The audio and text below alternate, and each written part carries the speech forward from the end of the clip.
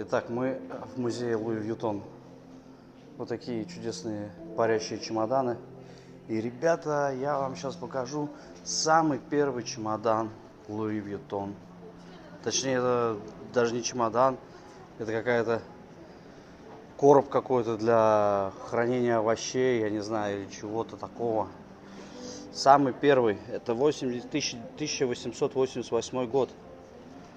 Вот началось с чего. И потом вот пошло-поехало. Это 84 год. Стоп, это 84 год. Вот это, получается, раньше был самый первый. 895 год. 99-й, 899. Ну и пошло-поехало.